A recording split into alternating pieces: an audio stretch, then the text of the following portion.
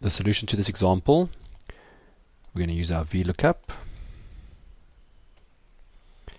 What's the lookup value? We're going to say, please look up the person's rating. Where must it look it up? So we're going to highlight that area and put our dollar signs on.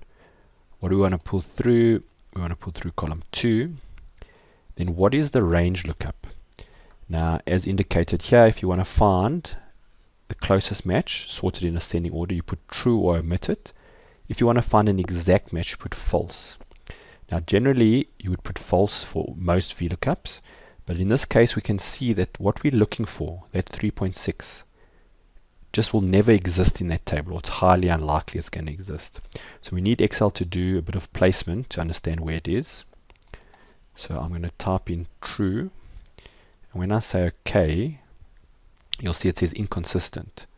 So someone between 2.5 and 5 is inconsistent.